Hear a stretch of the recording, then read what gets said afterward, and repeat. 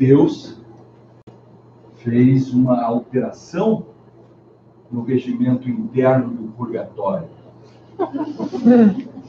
Recentemente. Mas como ele respeita a lei, a Constituição, ele não fez com efeito ex tunc. E disse o seguinte, que a partir de agora, todo julgamento no purgatório será feito. Deus está vendo, né? Deus está vendo você. Ele sabe tudo.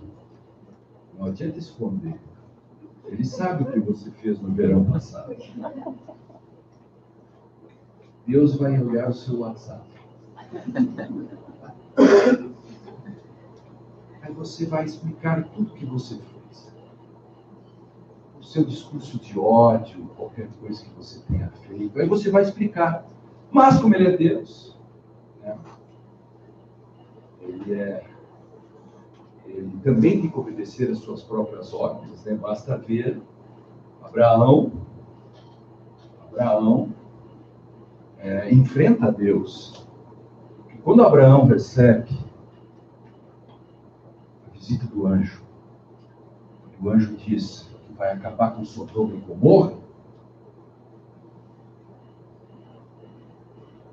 Abraão pergunta, mas não haverá 50 justos? Não haverá 20 justos para poupar? Certo? Abraão enfrenta Deus. E Deus não o fulmina com um raio. Porque Abraão lhe diz, mas não será o Senhor, Deus de todos, aquele que deve agir com justiça no universo? Deus se dá conta de que ele mesmo tem que obedecer às suas próprias leis. Ou seja, Deus tem cláusulas pétreas e ele também precisa. Até porque ele mesmo aprendeu que quando ele expulsou do paraíso, começou um problema. Aumentou em 50% a taxa de homicídios. Quando Caim matou Abel. Não foi? Então, ele não deu direito ao devido processo legal. Isso. Entendeu? Lá naquela época já tinha uma certa doutrina que se vê por aí, que eu não posso falar o nome agora, senão aparece na porta. Vá que ele apareça na porta.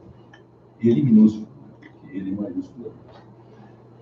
Então, Deus vai ver o seu lado, mas você tem uma chance de se defender.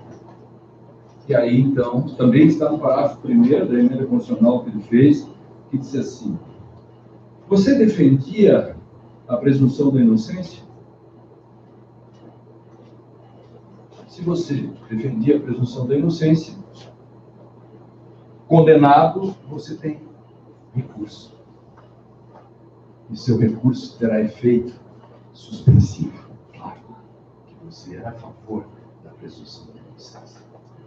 Mas se você era contra a presunção da inocência, o seu recurso terá só efeito devolutivo. Ou seja, vai para o inferno, vá que você ganhe depois, mas você vem todo tostadinho de volta. Mais ou menos como no medievo a tortura era legalizada. Mas você podia recorrer. Mas não tinha efeito suspensivo. Esse é o problema da presunção da inocência. E sobre isso tem lendas urbanas. As pessoas pensam que com a presunção da inocência ninguém mais será preso, basta recorrer. Ora, quando o presidente Fernando Henrique mandou a modificação da lei em 2011, que adaptava o CPP à alteração de 2009 sobre a presunção da inocência, a exposição de motivos diz: esta lei pretende adaptar a legislação à jurisprudência da Suprema Corte. E diz embaixo, a partir de agora, todas as prisões antes do trânsito em julgado efetivo serão tidas como provisórias. O que mais você quer? Então, eu não posso invocar a vontade do legislador, a vontade. Deveria poder, mas parece que nem isso tem funcionado. Estou só dando esse exemplo, não vou falar sobre presunção de inocência, estou falando apenas disto que é uma coisa que nós perdemos, que é a questão do constrangimento. Antigamente eu chamava isso de fator Julia Roberts. Tá? E agora, depois passei, no dicionário, eu coloquei como constrangimento epistemológico. Bernd Ritters não chama de constrangimento epistemológico. Ele fala apenas da ausência de constrangimento. Eu sofistiquei isso, coloquei da necessidade de um constrangimento epistemológico, que a teoria e a jurisdição vão nos dar. É a partir dela que eu faço esse constrangimento. E na época, isso há 25 anos atrás, ou mais, eu escrevia, está lá registrado alguns textos, eu escrevia sobre a necessidade, Morgana, eu escrevi isso, porque eu sou anterior à Constituição, eu fui recepcionado. Eu sou anterior à Constituição, eu fiz meu primeiro controle de constitucionalidade difuso no dia 6 de outubro de 1988, quando eu, como promotor de justiça, recebi no meu gabinete uma pilha de processos judicialiformes. Ninguém sabe o que é isso. Processo judicialiforme é como perguntar sobre J. Silvestre. A senhora lembra de J. Silvestre, né? Esta é a sua vida. Aí, gostou? Quem patrocinava o programa J. Silvestre era o Ontex. Né? Okay. Era a fábrica do maluco. Aí,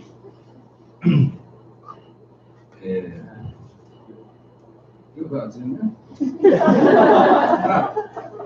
Sou anterior a isso.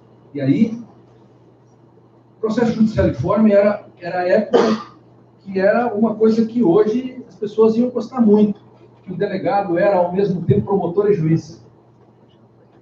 Então, ele pegava determinados crimes, ele abria um inquérito, ele denunciava, recebia a denúncia e mandava para o Ministério Público. Não era genial? Era a Lei 4611, feita pela ditadura militar. Eu peguei aqui, no dia 6 de outubro, escrevi lá para o juiz assim: não vou denunciar, não vou arquivar. Primeiro temos que definir se aqui na comarca, controle difuso, nós vamos aplicar uma lei que não foi recepcionada pela Constituição. E o juiz aceitou. Então esse foi o primeiro controle difuso, não sei se da República ou não, no dia seguinte à Constituição. Portanto, isso é uma questão antiga. Eu escrevi sobre o fator Julia Roberts, que nada mais é do que essa questão de poder dizer que a Suprema Corte está errada, ou que os tribunais erram, que uma decisão está errada, né? Que vem do caso Bowers versus Hardwick versus Bowers, nos Estados Unidos, que é retratado, mas você só consegue descobrir o caso se você para a câmera ou lê o livro. O livro é do Delcio Pelicano. A Julia Roberts, ela é aluna, namorada do seu professor. E ela assiste a aula, enfim, então o professor está escrevendo. O caso de 1962, tal, foi decidido por 5-4. Esse é o precedente. A holding do precedente é tal. Vamos para o próximo caso. Ele foi descendo, aí chegou no caso Hardwick versus Bowers. Nesse caso, o Supremo Corte, por 5-4, decidiu que não é inconstitucional a declaração da assodomia como crime em face da privacidade, blá, blá, blá, do Estado da Geórgia. Vamos para o próximo caso. A Julia Roberts levantou e disse assim: a Suprema Corte errou. Esse é o fator Julia Roberts. Dizer que a Suprema Corte errou. E veja, caso Hardwick versus Bowers, Hardwick era homossexual.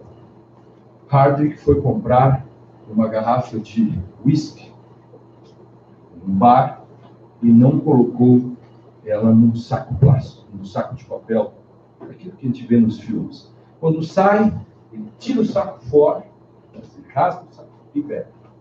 Preso, juntado solto, não paga a multa, passa o tempo em estado, a partir de um mandado da polícia, com arrombamento e tudo, na gentileza que é a polícia norte-americana, e adentram a casa, o apartamento de Harvey, para prendê-lo porque não pagou a multa. E, by the way, ele estava mantendo relações sexuais com seu namorado, seu preso também por isso, porque sodomia era crime de 1 a 20 anos. 1987, Estados Unidos da América. 5-4. Bowers era o procurador, Harvey o réu, por isso Harvey, Bowers. Passam-se 17 anos. Novo caso.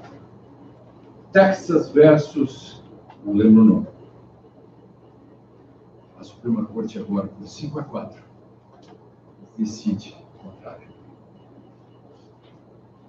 Por isso que ele tinha errado antes. Mas nesse meio tempo, a doutrina começou a bater em cima. Até que o novo caso chegou na Suprema Corte, e a Suprema Corte, desta vez, mudou, mostrando que colegialidade é uma coisa muito brasileira.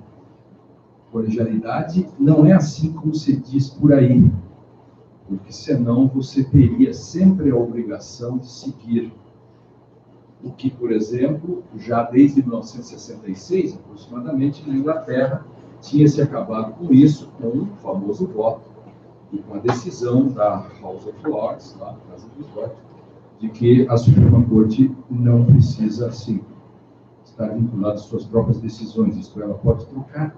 É importante isso. A Suprema Corte pode trocar as suas decisões. Então, nesse sentido, o fator Julia Roberts é muito importante. Você pode, com isso, você tem esse fator de constrangimento. Né? O resto eu não posso contar, porque eu tenho um contrato de confidencialidade com a Julia Roberts, e, portanto, isso me colocaria em maus lençóis. E o resto eu não conto dos tempos de Aspen, essas coisas assim, daqueles invernos de olhar filme de pica-pau e a neve crepitando lá fora, lareira crepitando e flocos de neve caindo em slow motion lá fora. Mas essa é uma questão que fica nas calendas dos contratos de confidencialidade. Muito bem, inclusive, a única coisa que posso contar é que ela não sabe fazer bolinhos de chuva. O que é um desastre. Terrível. Terrível. Ela mesma, há poucos dias, confessou que até hoje não aprendeu a fazer bolinhos de chuva. Enfim, isso é um problema seríssimo, mas o que vai se fazer, né? Então, essa questão da busca de critérios, da construção de uma teoria da decisão, necessitamos para que a jurisdição constitucional, ou a teoria da Constituição, possa ser aplicada não de forma ad hoc. Assim, hoje eu faço assim, amanhã eu faço assado. Ou seja, resumindo tudo, isso tudo serve para dizer o seguinte: cada vez que você vai ao judiciário, você não vai perguntar a opinião pessoal do ministro e nem do juiz. Se você não quer saber, você quer buscar aquilo que a estrutura do direito na esfera pública, construída democraticamente, diz sobre algo.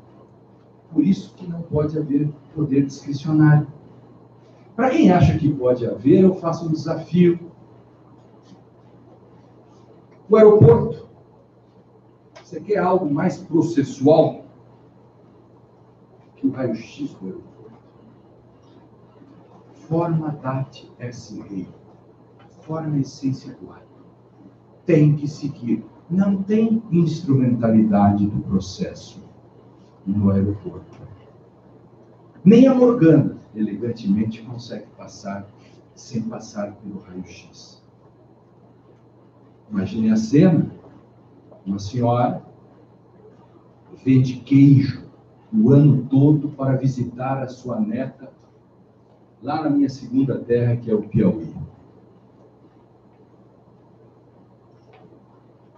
Consegue comprar uma passagem da Gol com 15 escalas e conexões, leva 2 dias para chegar no Piauí.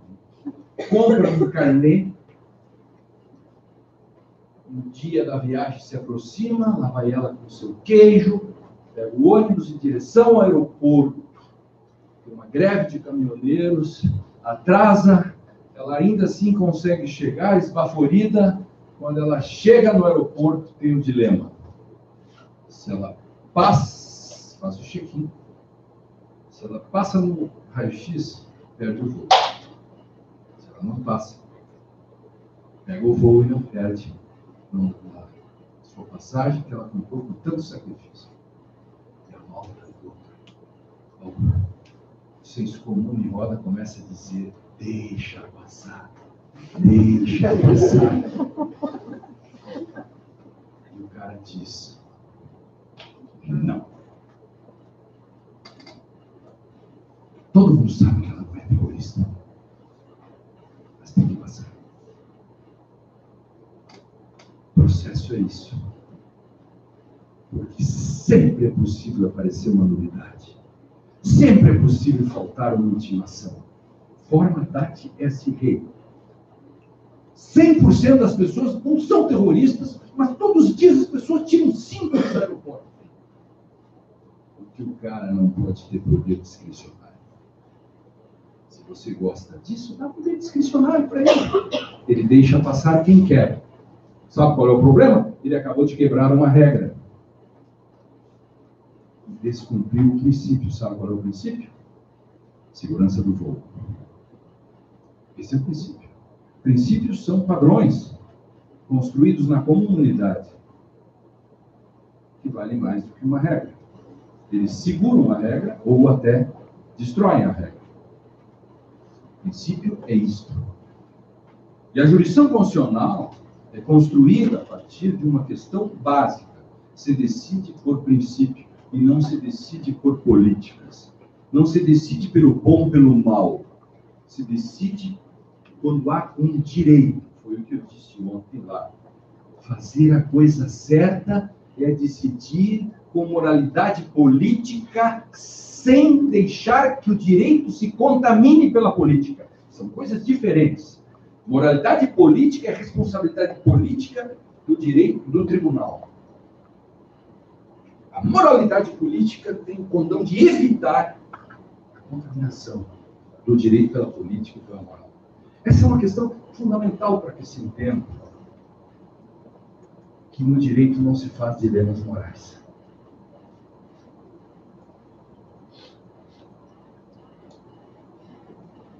Se você fizer um dilema moral no direito, por certo você vai errar.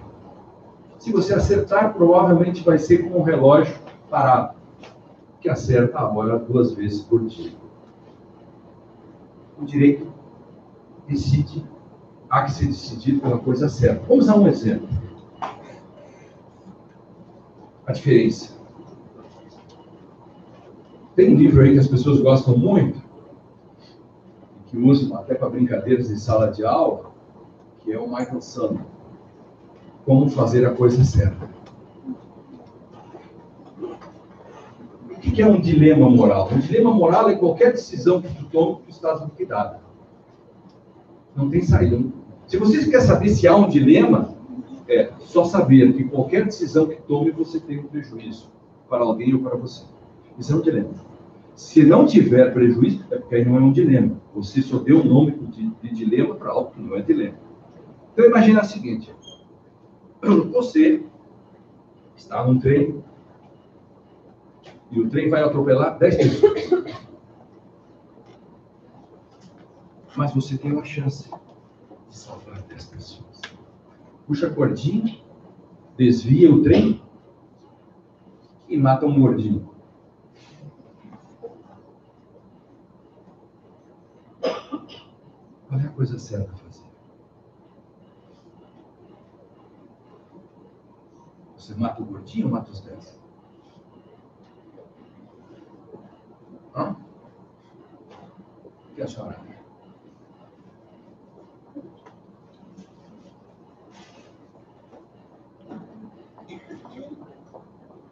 Você que já está na lista lá. Deus viu. O que você acha?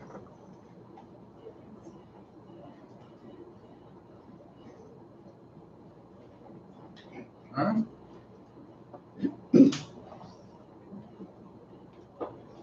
Nenhum pregador aqui, esse cara assim.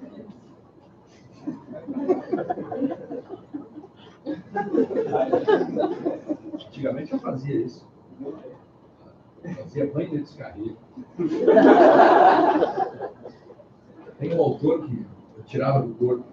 Na época era um autor muito famoso. Eu não posso dizer o nome agora mais, porque tudo é filmado, enfim, vou ser processado. Na época eu fazia assim, fulano de tal, sai desse corpo.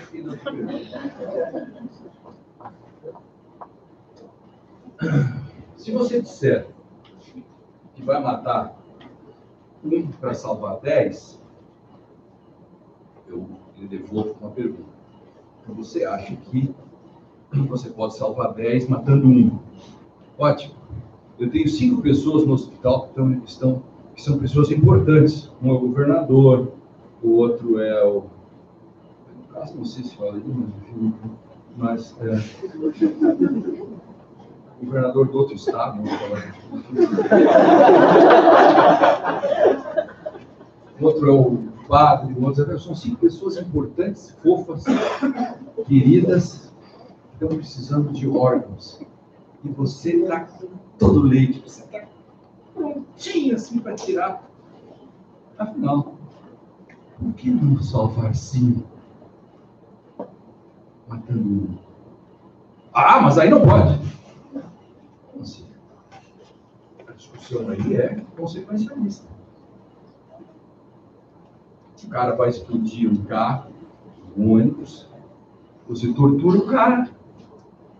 Você resolve isso, enfim. Isso é um dilema moral. Não se aplica ao direito. Nenhum jurista pode responder a isso. São dilemas morais. Direito não trata de dilemas morais. E eu comprovo, falei ontem isso também, eu falei ontem do médico de House of Cards. Que essa é genial. Que é o que explica isso. Embora não tenha nenhuma comunicação dos Sanders com isso, eu fiz a combinação para mostrar que House of Cards responde ao Michael Sanders. Embora o Michael Sanders não seja jurista e nunca tenha dito que esse é um problema jurídico. Os juristas é que acham bonito fazer piada em sala de aula, pegando um livro de filosofia moral que não tem nada a ver com direito. Eu achei fantástico. Eles fazem até trabalhos de aula, eles acham bonito. Ah, vou matar um, matar 10. Isso não tem nada a ver, né? Fica isso. House of Cards, o presidente dos Estados Unidos está na fila de transplantes, há muito tempo ele está doente, e ainda leva um tiro, se liquida total, chega no hospital quase morrendo, precisa de um transplante. Chega lá, toda entourage, transplantemos, é o presidente dos Estados Unidos, maior nação do mundo. Cadê o fígado? Tinha um. O médico diz... Não acredito. Mas como? Ontem um fígado? Tem, mas tem um... O presidente é o segundo da lista. Mas como assim? O presidente é o segundo da lista? Mas ele é o presidente dos Estados Unidos, o médico diz. It's the law. Por que o médico tomou a coisa certa? Qual é a resposta certa? O médico tomou a resposta certa. Porque a regra diz, não pode furar fila. Sabe qual é o princípio? Que responde ao caso anterior. O princípio é, uma vida é igual a uma vida. Bom, assim se faz direito. Direito se faz assim. Se direito fosse feito desse modo, nós descomplicaríamos. As pessoas sempre dizem que eu sou o cara mais sofisticado, que complico tudo. Não, me dê em 1 hora eu descomplico. Quem complica são as pessoas que acham que todos os problemas complexos têm sempre uma resposta simples, e eu digo, e é errado. Se você não consegue compreender as condições do fenômeno, o fenômeno não aparece. Então, essa é uma questão fundamental, decidir por princípio, e não por política. Jesus era um cara de princípio. Escrevi muito sobre isso. É um texto que eu adoro, que eu leio toda hora. Sugiro para você ler. Quando você está meio assim, então, leia. Pega lá na biblioteca. E talvez você nunca tenha pego esse livro. Está sendo bonito, tem 2 volumes grandes lá na sua biblioteca bonita. Pega lá os Irmãos Karamazov. Muita gente tem esse livro e não leu. Está lá na biblioteca, que nem As Viagens de Gulliver, que é um dos maiores livros, mas ninguém leu, preferiu olhar o filme. Claro, o filme é muito mais rápido, né? Afinal, por que eu preciso perder tempo para ler um livro se eu tenho um filme?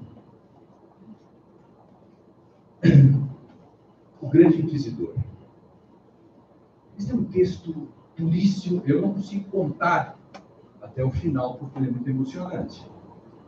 Porque ele é de uma vibração, o que mostra que Jesus, que era um homem de princípio, ele nos exige demais. Esses dias eu escrevi um texto, quando o ministro Toffoli disse, vamos desidratar a Constituição, eu escrevi um texto, por isso que eu tenho autoridade para fazer isso, todas as semanas eu cobro deles, e por isso que quando eu vou lá no Supremo, eu posso dizer, eu disse para a Sua Excelência, Sua Excelência pode ter razão, porque nós não somos merecedores desta Constituição. Porque com este ensino jurídico, com esta comunidade jurídica lotada de reacionários, eu nunca vi gente tão reacionária como estudante de direito e advogados. O classezinha reacionária. Se os advogados e estudantes de direito fossem médicos ou estudantes de medicina, eles fariam passeatas contra vacinas. Contra antibióticos, claro. Fariam congressos. Antibiótico, nunca mais. Cirurgia laser, nem falar. Vamos voltar aos chazinhos, etc. Claro. Quer voltar ao senso comum. Então, essa questão, nós não somos merecedores. Às vezes eu fico pensando, será que somos merecedores? No Grande Inquisidor, Jesus volta à Terra, você passa em Sevilha, naquele dia o Grande Inquisidor estava radiante, ele tinha acabado de queimar 100 hereges. Então estava ele muito feliz, e o povo estava feliz, porque tinha queimado 100 hereges, limpado aquela sociedade. Então a sociedade estava mais feliz, tinha queimado, aí ele se sentia no ar o cheiro, né, dos corpos que arderam. E eis que entra Jesus. Lindo. Caminhando no meio das pessoas. Escurando. De repente chega para mim e diz assim, Senhora, ressuscite minha filha.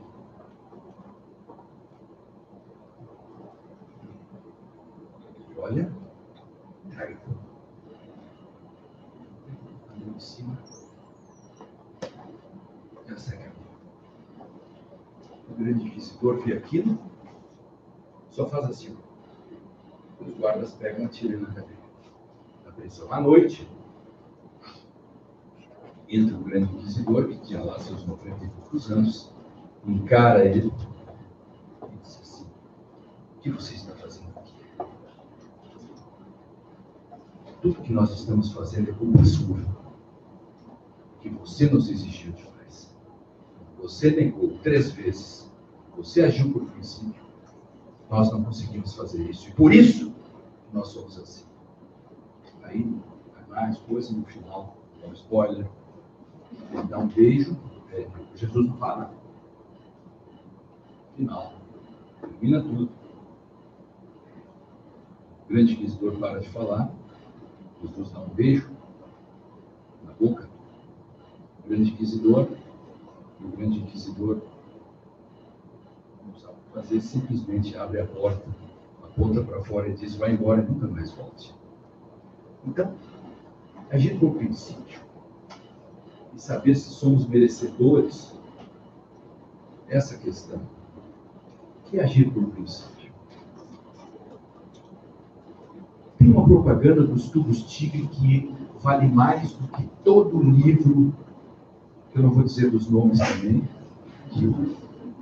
mas eu diria assim, tem 5 caras que eu diria que escrevem sobre princípios, e que uma propaganda dos tubos Tigre de 30 segundos vale mais do que tudo que eles escreveram.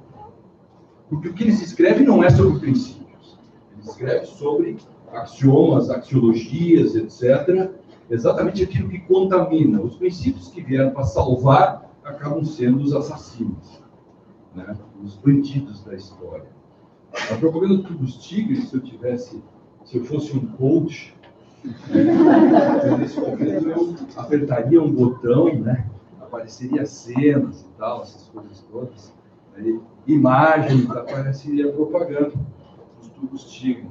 Tem várias versões. A que eu gosto mais é que ele está no supermercado, fazendo compras, chega uma moça muito bonita e diz assim: você trocaria a marca dos tubos que você usa? O cara disse: não.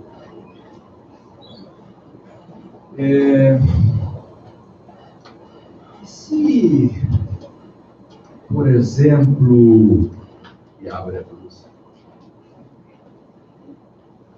aí ele diz: bom, nesse caso, a senhora falando desse jeito, não. Esse é o princípio. Esse não. Esse não. Esse é o princípio. Presunção da inocência. Não. Não. Todas as pessoas, todas as prisões que não esgotou, é uma prisão provisória. Portanto, não está proibido prender. Mas o princípio é: nenhuma pode ser, antes de transitar no julgado, se ela não tiver os requisitos para prender. Simples assim. Isso é um princípio. Sócrates era o nome de princípio. Esse é o não do Sócrates. Pode ser o sim também, usando o não. Sócrates é condenado à morte. Eu fui lá ver a prisão do Sócrates, onde era lá. Logo na saída, um grego filho da puta me roubou.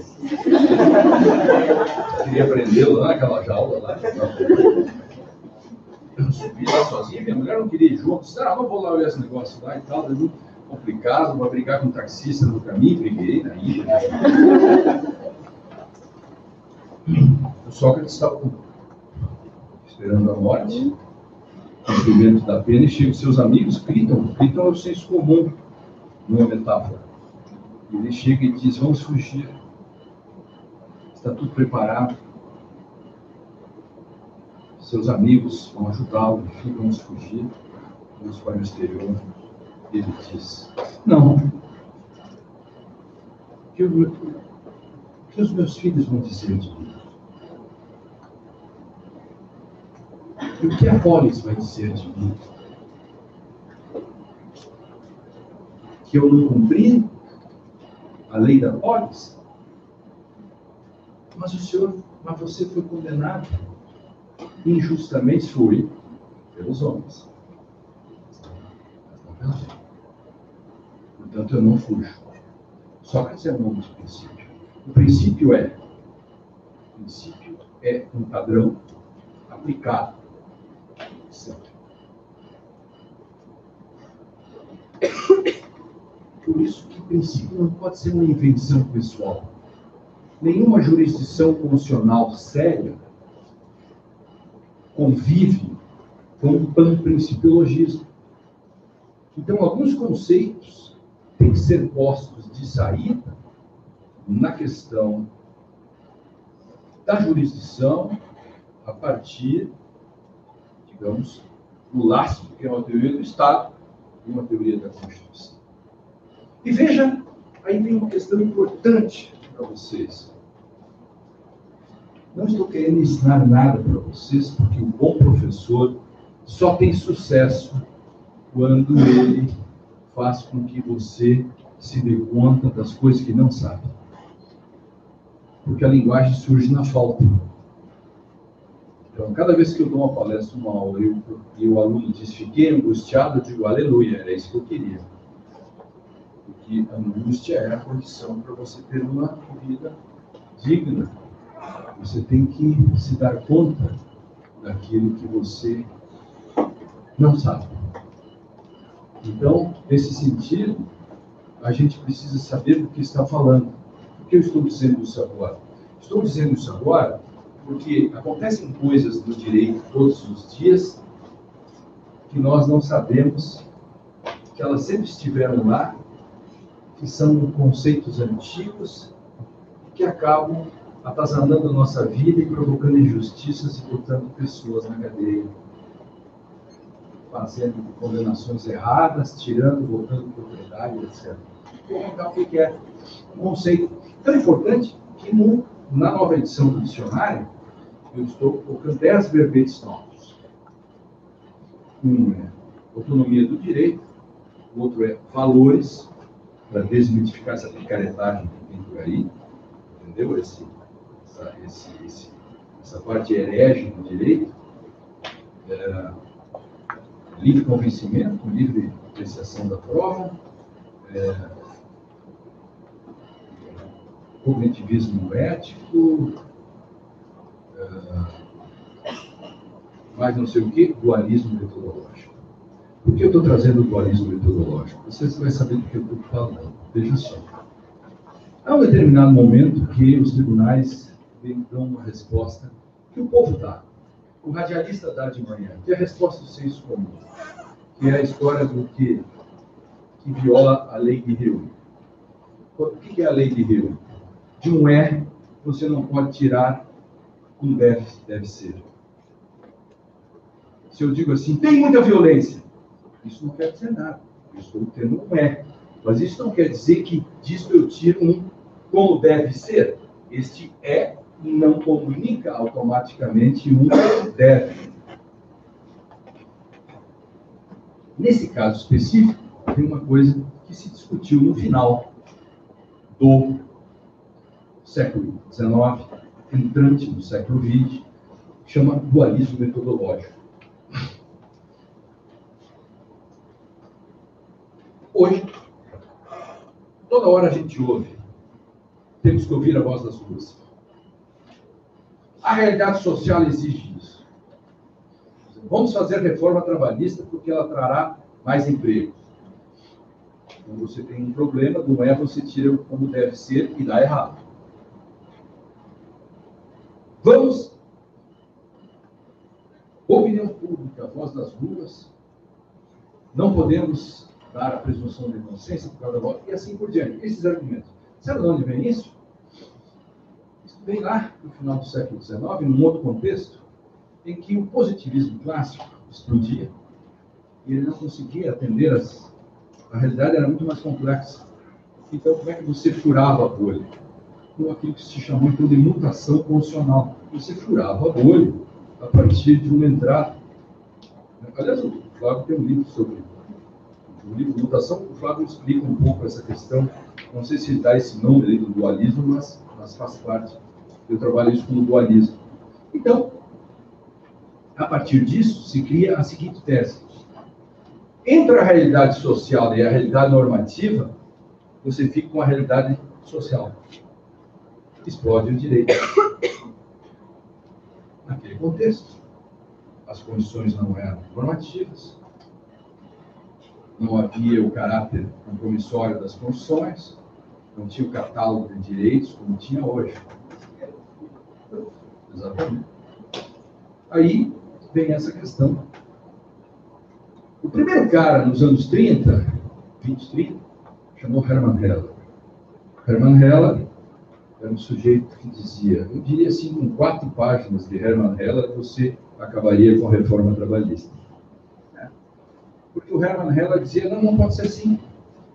Entre a realidade social e a realidade normativa, fique com a realidade normativa, porque a realidade normativa ela é dirigente, ela é norma. Se ela é norma, vale. Então ela tem que ser incisiva, ela tem que mandar. O Brasil é uma república que visa erradicar a pobreza, a injustiça social, etc, etc, etc, etc. Isso é norma. Quando algo não está batendo, você tem que mudar a realidade.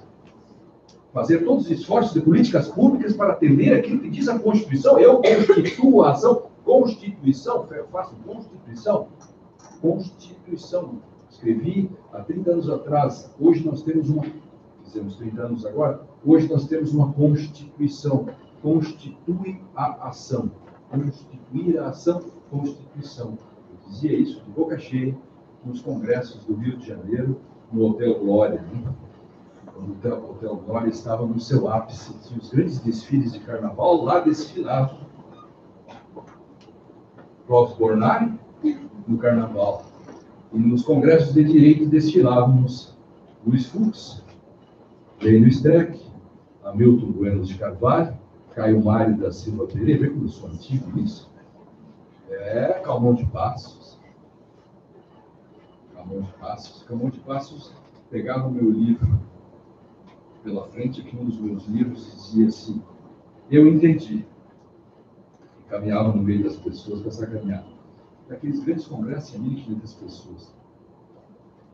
Então, nesse sentido, nós estamos falando do papel do constituir. E uma das coisas que eu dizia, a Constituição constitui. Esse é um novo patamar a partir do segundo pós-guerra. Então, todo dualismo metodológico, que você pode chamar hoje de mutação ou não mutação, que hoje se pratica ele mesmo sem mutação, você está conspurcando, você está arrumando um truque para dar o drible da vaca na lei e na Constituição. Entendeu? Que é o fator Mazurkiewicz. Você sabe o que é isso, o drible da vaca. O fator Mazurkiewicz, a senhora não sabe. Copa de 70, Pelé para um lado, bola para o outro, Mazurkiewicz, isso se chama drible da vaca. Drible da vaca na Constituição é você querer sair por aqui e deixar o direito por ali. É enganar, isso é drible da vaca. Todos os dias querem dar o drible da vaca na Constituição. Então, por que é tão importante você saber do que está falando? Quando eu falo, nós precisamos ter conceitos, nós precisamos saber do que trata. Quando eu falo em princípio, eu não posso dizer que princípios são valores. Isso é um erro crasso. Não pode cometer esse erro. Eu fiz um longo estudo sobre isso agora, eu achei que não precisava, mas um ex-aluno meu me disse, faça isso. Então, eu fiz mostrando agora no próximo edição, vai constar. Por quê? Porque valores não é isso que se diz por aí, e se fosse, não poderia ser do modo como se diz nos livros aí e nas práticas cotidianas. Então, nesse sentido, é que nós precisamos saber do que nós estamos tratando. Estamos tratando exatamente da grande questão contemporânea, a força normativa da Constituição. Falo da força normativa da Constituição, porque a partir daí nós temos duas grandes questões contemporâneas. Dadas as questões propedêuticas, a primeira delas é que, a partir do segundo pós-guerra, acontece um fenômeno que o direito vira norma, que a Constituição vira norma. Porque a Constituição antes tinha toda uma discussão de norma política, etc. E o direito não tinha esse grau, que eu chamo de grau de autonomia, naquele momento. Tanto é que o direito fracassara. Duas guerras mundiais, genocídios, tudo isso, e veio um novo direito pós-bélico, o direito pós-Auschwitz. Quero resumir, diga, Auschwitz nunca mais. Ou seja, eu tenho que construir um direito que nunca mais eu possa flertar com o autoritarismo. porque os custos foram muito altos, mas não aprendemos porque enchemos o mundo de ditaduras, de tudo que é tipo. Enchemos o mundo de ditaduras, não aprendemos. E o Brasil ainda hoje tem gente que gosta de ditadura. Eu disse ontem lá no Supremo que no Brasil tem gente que se comporta como aquele sujeito que quer ser amigo dos crocodilos. Ele alimenta os crocodilos porque ele tem a esperança de ser comido por último. Genial. Essa frase é do Churchill. Disse lá ontem no plenário, pode olhar na gravação, está lá. Para os que flertam com o autoritarismo, chamo Churchill. Amigos do crocodilo, esperança de serem comidos por último. Então, nunca mais. E por isso que temos que começar, então, a construir condições. O que se fez? Cláusulas pétreas.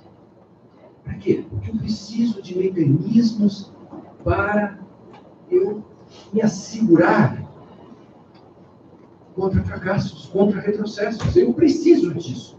Como eu faço? Eu ponho lá na Constituição. Esses dispositivos aqui não podem ser modificados. Porque a partir do segundo pós-guerra nós lemos Ulisses, que aliás ontem eu falei no plenário. De comportem-se como Ulisses, resistam o canto das sereias. Voltando de Ítaca, Ulisses disse, veja se isso não é esculpido em Carrara ou cuspido escarrado. Sabe que cuspido escarrado vem de esculpido em Carrara, em que nós fizemos uma vulgata. E hoje a gente chama de cuspido escarrado. É esculpido em Carrara. Veja,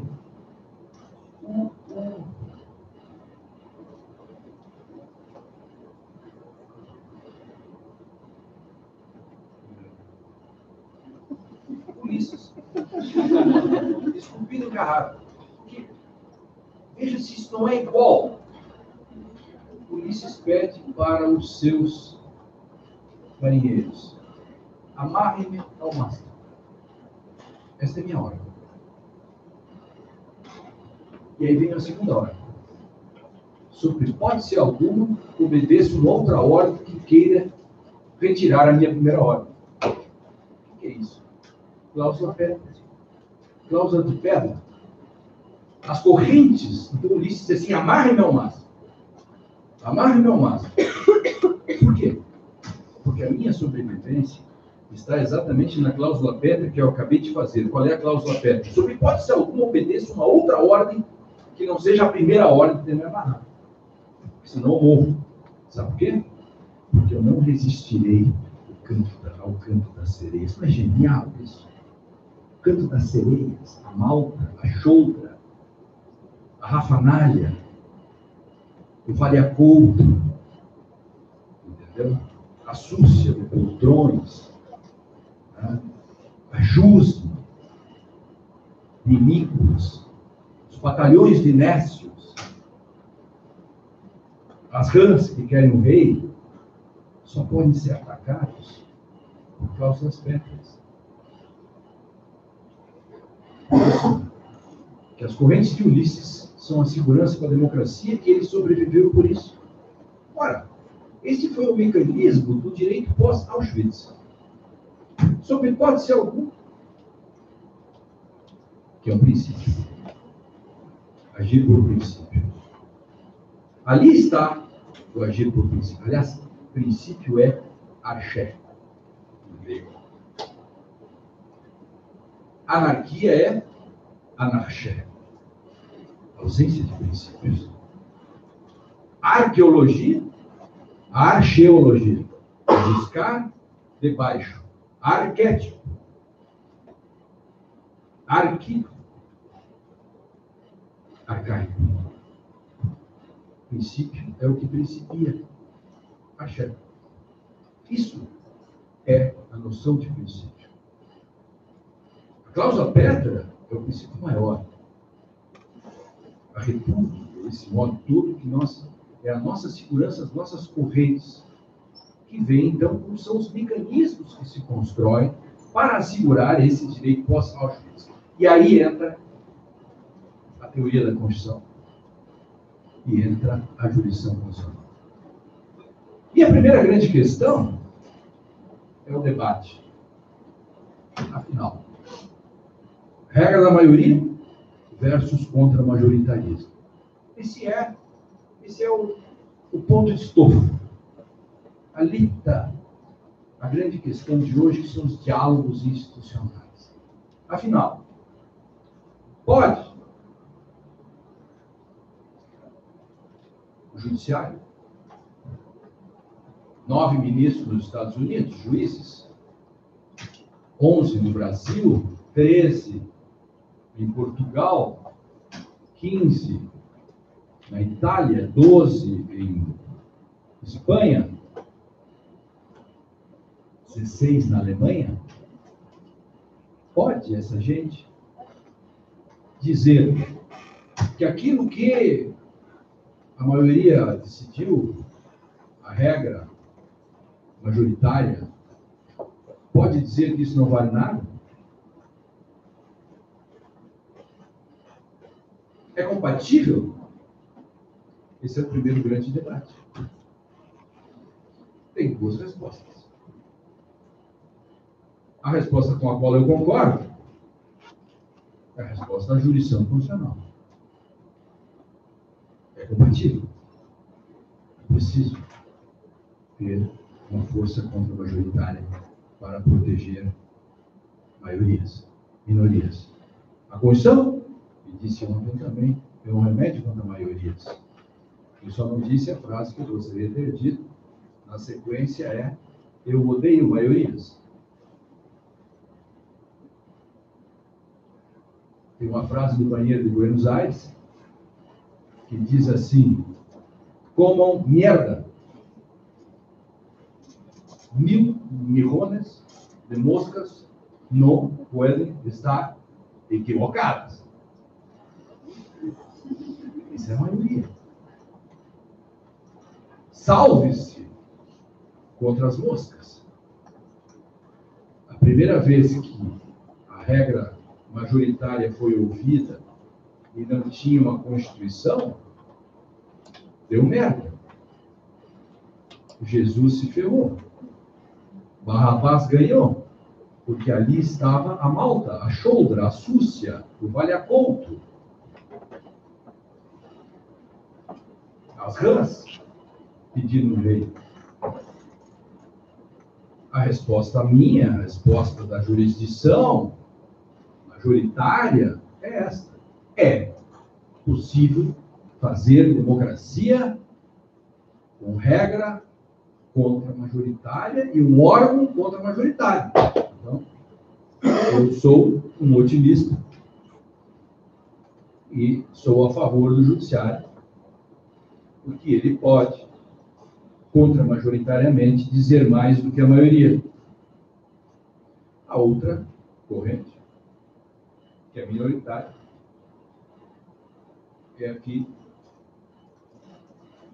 diz que não é necessário, que não é democrático alguém dizer que aquilo que foi dito pela maioria pode, de forma contra-majoritária, anular. Essa é uma corrente minoritária, né? E é uma corrente, por exemplo, quem quer estudar isso pode estudar um autor que é muito simpático, por sinal. Orientei uma dissertação de mestrado sobre ele agora, que é Jeremy Waldron, do Waldron. Mas fiquemos com, nesse caso, com a maioria. Então, a gente responde ao debate contemporâneo, a gente responde sim. Só que isso dá um compromisso enorme. Se eu respondo sim, vem um dilema. O debate gera um dilema.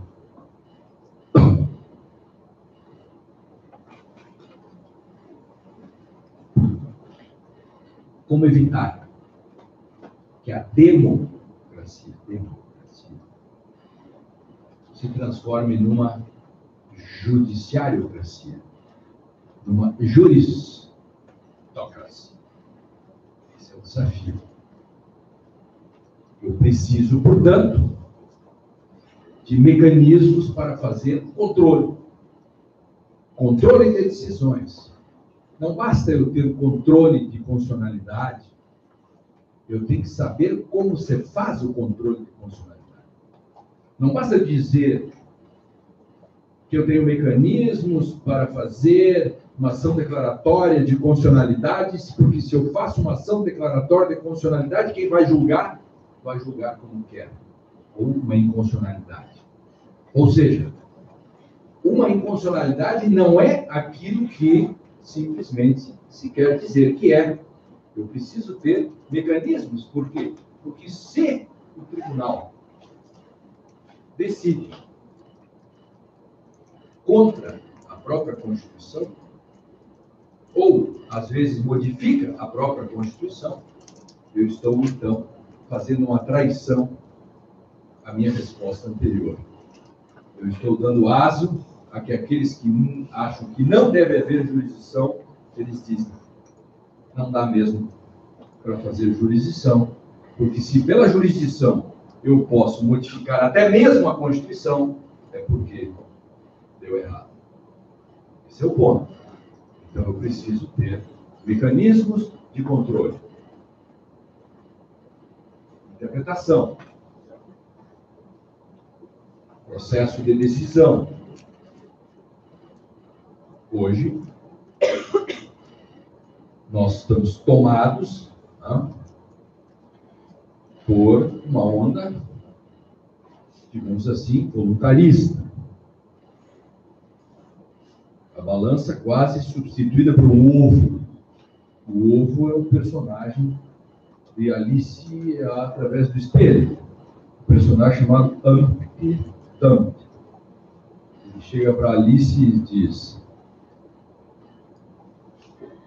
por que você faz só um aniversário e ganha um presente? E Alice arranca a Constituição do bolso, isso aí eu estou arrumando. Alice pega a Constituição do bolso e diz: porque está escrito na Constituição, com cláusula pétrea, que as pessoas só fazem aniversário uma vez por ano e, portanto, só podem ganhar o presente uma vez por ano por aniversário. Aí o Humpty Dumpty, o ovo, o personagem diz: não é verdade. Não é assim. E ela diz: é assim. É constitucional. E ele diz: não é assim.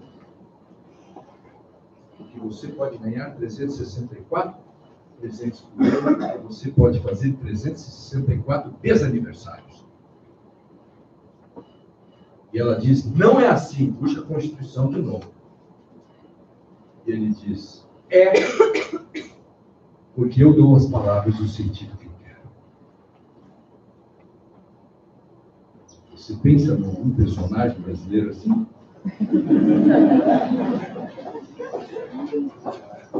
Aleluia, irmãos. Pastor Luiz, depois você passa o carnê.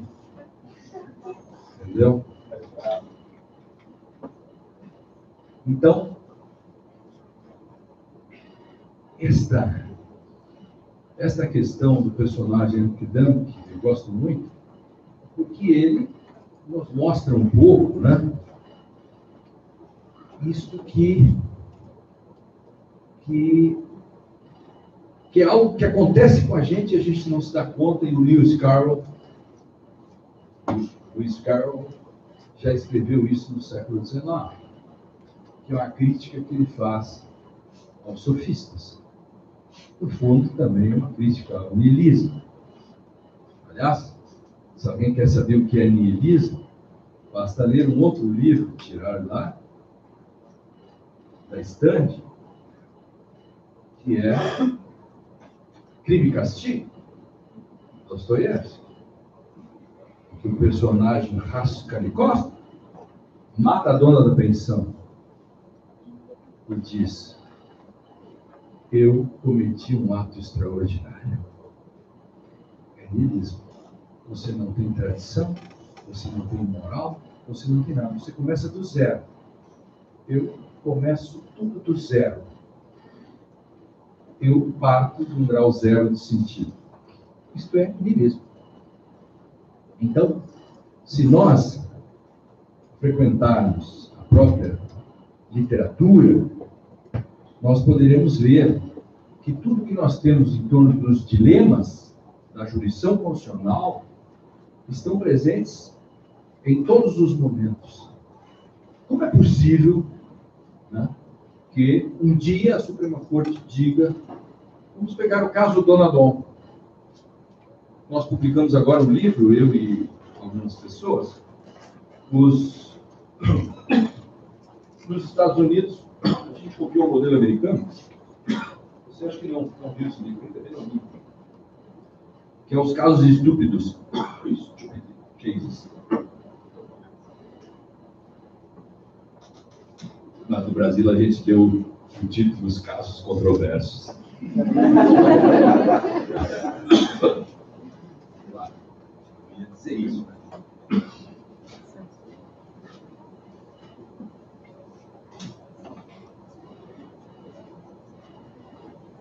Tomei vacina para gripe e deu certo.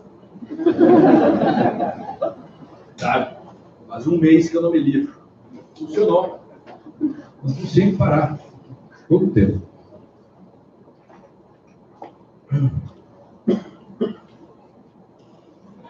O caso do Donadon. Por que o caso do Donadon é importante?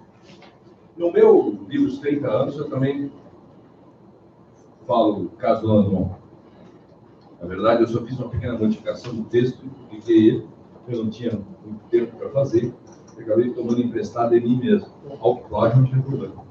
Era meu mesmo. O caso é o seguinte, ele é emblemático. Tudo isso que eu estou dizendo, pensem comigo em jurisdição constitucional, eu vou contar agora. Dilema, debate. Teoria da Constituição, para que serve? Para que serve jurisdição? Donadon era um deputado, baixo clero, que foi condenado a 8 anos e tal. Regime fechado. O Supremo Tribunal tinha decidido, com o voto do ministro Barroso, lendo a Constituição, ele disse, está claro na Constituição que em casos que tais, quem caça o mandato é o parlamento. Eu até mesmo não concordo muito com isto, mas está na Constituição e devo obedecer. Sou um escravo da Constituição. Escrevi um texto, aleluia, alvíssima. Entendeu? Que maravilha. Mas aí, no meio do caminho, tem uma pedra. O processo de cassação vai para o Supremo, o governo ainda era petista. Não sei o que aconteceu, os petistas brigaram entre eles, etc. Não foram na sessão. Faltou quórum e o nosso Donadon escapou e ficou com o mandato. Precisava 200 e tais para caçar e não tinha. O quórum acabou e o cara saiu com o mandato. Só que aí um deputado de São Paulo, Sampaio, Carlos Sampaio, promotor de justiça, entra com um mandado de segurança no Supremo Tribunal, pedindo a cassação do mandato do Donadon. Por prevenção, caiu com o mesmo ministro. Qual foi o resultado? Cassou o mandato.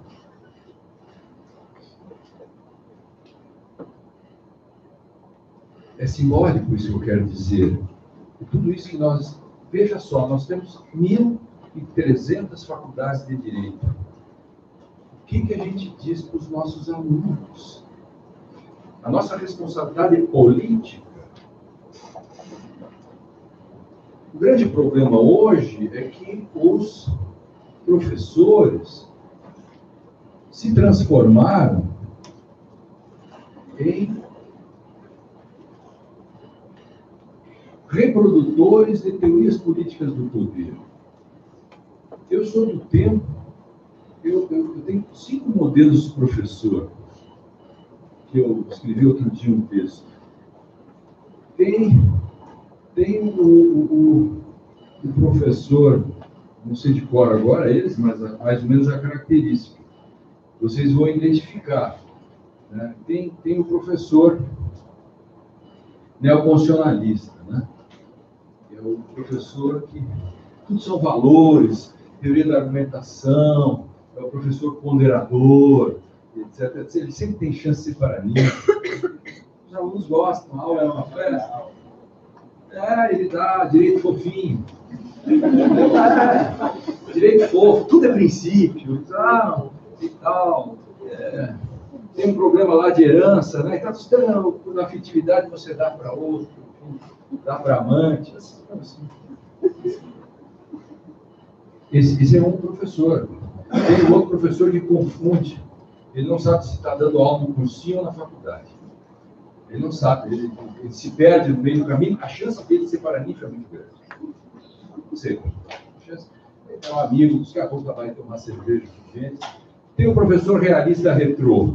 O professor realista retrô é aquele que só trabalha com casos. É o cara que não gosta da doutrina, ele acha que doutrina não serve para nada, e ele fica todo tempo estudando casos. O direito é o que os tribunais dizem que é. E também não discute se é bom ou errado. Ele diz o direito é que os tribunais dizem, uma espécie de positivista jurisprudencialista, algo assim. Tem um depois que é uma mistura de todos eles. E esse é o cara, né? É uma mistura de todos eles. E resta o último, o professor ideal, que é o professor maestro.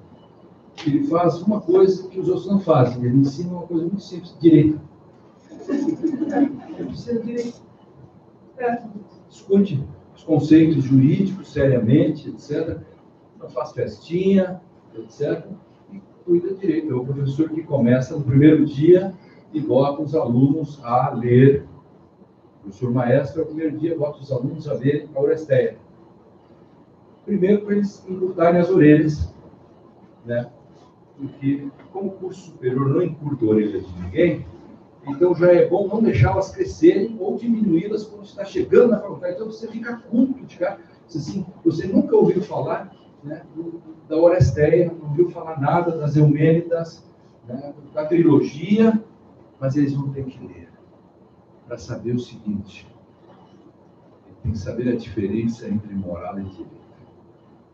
Primeira coisa, ele vai mostrar que Orestes, Agamenon, tem um filho chamado Orestes. Tinha também uma outra filha que ele sacrificou para ganhar a guerra. Nunca foi perdoado pela mulher dele, que é Clitemnestra. Ele volta da guerra de Troia, 10 anos. Chega em casa, encontra a mulher dele, Clitemnestra, amaziada com Egisto. Egisto e Clitemnestra matam Agamenon na banheira da casa. Orestes também estava na guerra. Do outro lado, Grécia. No caminho, Deus Apolo sopra no ouvido dele e diz: "Dá para seu pai, sua mãe, tá? Diz, vai lá, mata a própria mãe e mata Jesus." Esse crime, este ato, gera a fúria das Eríneas, porque naquele momento o que se tinha era vingança. Tudo era vingança. E as Eríneas, as deusas da fúria que ocupavam as profundezas catatônicas, né, surgem cheias de ódio. Hoje se mudaram todos para a internet, enfim. Eu tenho uma tia que é analfabeta que virou cientista político. Um troço genial. Entendeu? Ela sabe tudo. Sim. Ela dá opinião sobre coisas que ela não viu e tal. Nós na família temos esse tipo de coisa, né? Desses WhatsApp, sempre aparece um cara espertinho e tal. Né? Eu nunca sei, eu não preciso saber pelos jornais se o governo Bolsonaro vai bem ou não. Eu pergunto para ela. Porque ela é a bolsonariana fundamental. A Grund Bolsonaro. Então, enquanto ela está bem, eu tenho certeza que o governo está bem. Se ela começar a criticar o governo, vou avisar lá do pessoal que eu conheço, assim, abre o olho, e aí vem coisa. Estou mandando falar Bolsonaro, não abre o fazer. Vou ligar para os que eu conheço, então, governos, Onix, que é lá do Rio Grande do Sul, disse assim, olha, minha tia, aí tem coisa. Isso pode acontecer. Então, hoje em dia, os grupos de WhatsApp, quem estou falando da Oresteia, quem pela primeira vez fez a crítica das fake news, foi Platão. Platão disse. Platão, muito sentido pela morte de seu mestre, Sócrates, escreve a República. Então, essa é uma discussão assim, emocionante, né?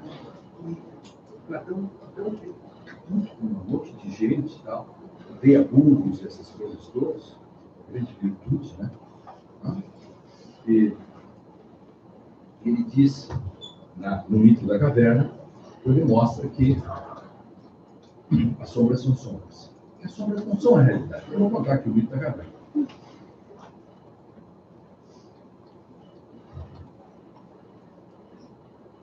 Um cara que vai dentro da caverna e diz as sombras são sombras, apanha. É apedrejado. É a mesma coisa. Você tente entrar no grupo do WhatsApp que você participa e diga coisas assim, tipo, mas o professor fulano, pega um professor sério, estão discutindo negócio de princípios. Você entra assim, você assim, o professor Lênin escreveu no dicionário tal coisa, você vai apanhar.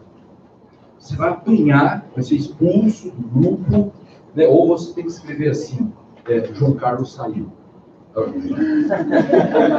Carlos saiu.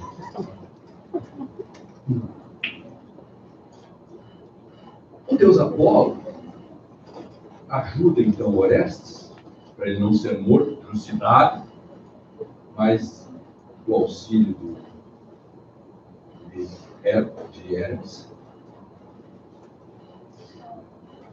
E vão até a deusa Palas Atena.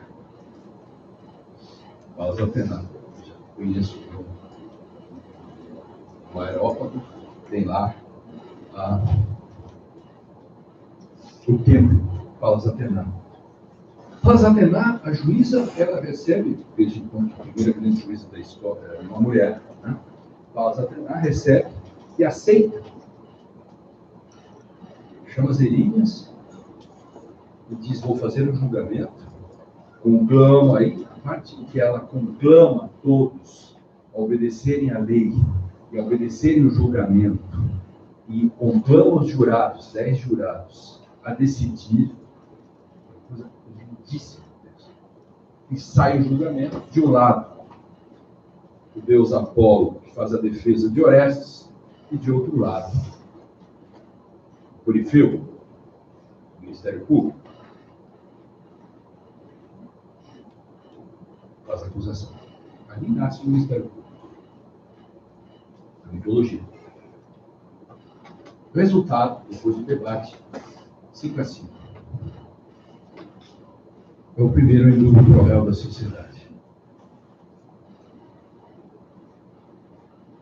Qual é a moral da história? O direito vence a vingança. O direito vence a moral. Não se falava em moral ainda, mas em termos metafóricos, assim. Quando você responde hoje uma pergunta, você pergunta para o professor, o que o senhor acha disso? E ele diz, eu acho que isso é uma bárbara. Professor, eu perguntei para o senhor o que diz a Constituição sobre isso. Eu poderia me responder? Eu não quero sua opinião pessoal sobre isso. Porque se o professor responde também sua opinião pessoal, qual é o problema do juiz também decidir conforme a consciência dele? Que por acaso pode ser contra aquilo que diz a lei. Então, entre as linhas, entre a voz das ruas, a vingança, ali se estabelece simbolicamente o valor do processo e o valor do direito como anteparo civilizatório. Não aprendemos nada com isso. Não aprendemos nada com isso.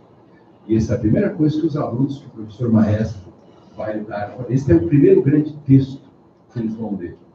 Vão representar a peça, vão entender, para nunca mais esquecerem o valor simbólico do processo e da lei. Desde lá eles já aprendem que o processo não é instrumento. O processo é condição de possibilidade. Um dos grandes problemas da jurisdição, que foi erudido, ficando magrinha, sequinha, foi o instrumentalismo. Aquilo que se chama de instrumentalidade das formas. E é nada mais, nada menos do que o velho solipsismo. O solipsismo é o sujeito solipsista, solus ipsis em latim, ou Selbstsüchtiger em alemão. Sujeito viciado em si mesmo. Queres uma tradução melhor do que o sujeito que é viciado em si mesmo? O mundo que existe é o meu mundo. Eu dou as palavras o sentido que eu quero, eu decido conforme a minha consciência, eu não tenho constrangimentos do mundo, o meu mundo interior, eu não preciso ler nada, eu não preciso da doutrina, porque que é a doutrina? Quem são essas pessoas que querem saber mais do que eu? Eu decido como eu quero. Percebe o que eu quero dizer?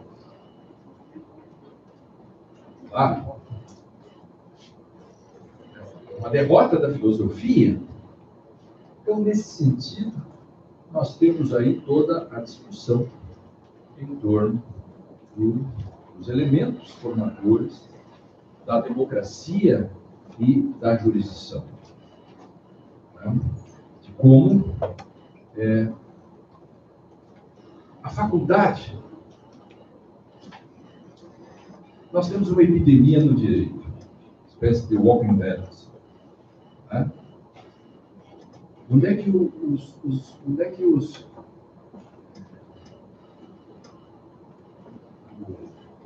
caminhante, ele sempre ataca o cérebro, né? Ele quer comer cérebro. Quem acompanha o walking dead, a maioria sabe o que é, né? Se eles viessem para o Brasil, morreram de fome, né? E cérebros é uma coisa que não tem muito por aqui. Mas tem uma epidemia. O que se faz numa epidemia?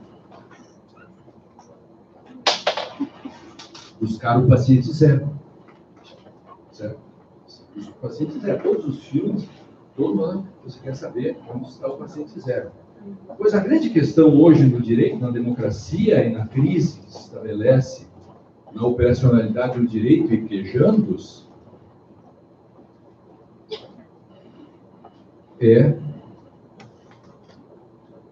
entender que o paciente zero está na faculdade. Ninguém é filho de jogadeira. Todo mundo saiu e um dia passou pela faculdade de Direito. Até alguns, que eu não vou dizer o nome, também passaram pela faculdade de Direito. Passaram. É inexorável. Não existe nenhum cargo jurídico, nenhum modo de advogar no Brasil sem fazer faculdade de Direito. Bom, se todos têm que fazer faculdade de Direito, ali está o paciente zero da epidemia. Portanto, ali nós temos que começar, na verdade, nós temos que começar um trabalho de longo prazo. Esse é o ponto 1. E segundo, conseguir salvar algumas almas, no sentido de que nós precisamos fazer a coisa certa no direito, doa quem doer, mostrando que a moral não corrige o direito. A política não corrige o direito. A política funciona se o direito funciona bem. É a política que tem que depender do direito. As injunções morais não podem valer mais que o direito. O que não significa que o direito, paradoxalmente, esteja desindexado da moral. Assim, para encerrar rapidamente, me empolguei, já passei isso lá. Pensem comigo que tudo isso que eu estou dizendo, você construiu uma alegoria, uma metáfora, que é um castelo. Os construtores desse castelo, Jordão, são a dona moral, a dona política e a dona economia. Brigam entre si, são furiosas, etc. Vão construindo tijolo por tijolo, pedra sobre pedra e tal. Depois de muita briga, terminou o castelo. Terminou o castelo, constrói lugares para guardar jacarés, etc. Coisa para botar óleo quente, eu tenho, não. Na minha taxa eu tenho negócio de jogar óleo quente. Né? Os invasores, né? Um botão, eu compro óleo vencido nos restaurantes e guardo lá, porque por uma invasão dos bárbaros, eu jogarei óleo quente fora os meus jacarés e crocodilos de estimação, né, que estão sempre por ali, né, na parte que cerca, né, é bem no alto, né, só de um lado, porque na montanha eles não conseguem subir. Se vierem para o outro lado, óleo quente, e do outro lado, jacarés. Então, não tem problema. Mas pense nesse edifício, uma vez construído, tem que cuidar com os bárbaros. No dia seguinte começa a luta. Normal. Normal. Política, moral e direito constroem o direito. Direito é formado por juízos políticos, morais, econômicos. No dia seguinte, cada um quer modificar aquilo que fez. Tem uma parte que concorda para manter o texto e tem outra parte que não concorda. Tem as regras do jogo. Como o pessoal que construiu o edifício, o castelo, ele fez alguns lugares inexpugnáveis. As paredes têm o dobro de grossura, que são as cláusulas pétreas. Aí o rei fica guardado ali, e tal, as riquezas, ali ninguém entra. Então todos os invasores sabem que eles têm limites. Eles vão chegar até um pedaço, mas não vão entrar ali, porque é impossível na história que você, a não ser que você tire uma bomba e destrua todo o castelo. E aí você já não tem mais castelo. Se não tem mais castelo, já não se fala no assunto. Seria um golpe de Estado. Seria um golpe na democracia. Isso é normal. E aí a gente vai chamar isso de predadores. Os predadores externos. Moral, política e convenção, é normal que eles façam predações. Às vezes ganhem e às vezes perdem. Depende da regra do jogo. Eles conseguem, na economia, dependendo, eles conseguem arrumar um quórum, faz uma emenda constitucional, abre uma barreira no castelo e está dentro do normal. Os mais perigosos são os predadores internos. Então veja como é difícil. Os predadores internos são subjetivismo, discricionariedade, ponderação. Tem uma lista de 25, no mínimo, predadores perigosos que estão corroendo por dentro. São os caras que ficam corroendo o castelo por dentro para facilitar a entrada de fora. Eles vão diminuindo. Então, esse castelo, quanto mais ele se protege dos seus inimigos, mais forte será a democracia. Quanto mais ele admite que os predadores internos vão abrindo brechas, por exemplo, quanto mais eu admito que eu possa fazer discricionarismos, subjetivismos, ponderações, essa vigarice militar, ponderação de um lado, uma coisa do lado do outro, isso não tem nada a ver com Robert Alex, coitado, acho puro, não tem nada a ver, nunca falou isso, fazer essa ponderação, e tudo isso são aquilo que enfraquece o direito, enfraquece, e você vai diminuindo a segurança que o castelo pode dar aos seus habitantes. Eles já não serão protegidos e será a barbárie. Por isso que eu me cuido contra os bárbaros. Filosoficamente, metaforicamente e também de verdade. Realmente. Então, nesse sentido, vocês têm que entender nessa metáfora como você. E como é que você faz para controlar esse edifício, esse castelo? Como você faz para controlar esses inexoráveis predadores externos e internos? No direito, a gente chama isso de teoria da decisão.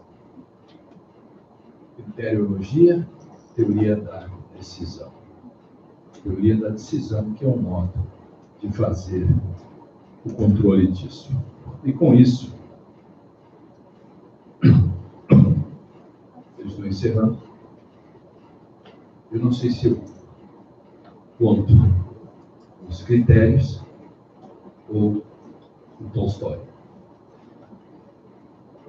Então, tem duas historinhas que eu gosto muito de literatura. Eu apresento há 11 anos o Direito e Literatura na TV Justiça. Né? Já temos 378 programas gravados, que não é pouca coisa, modestas falas.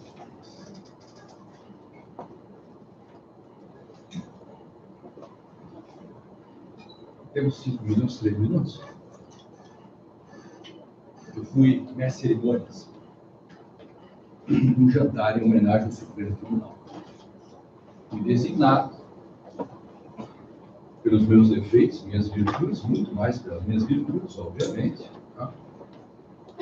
E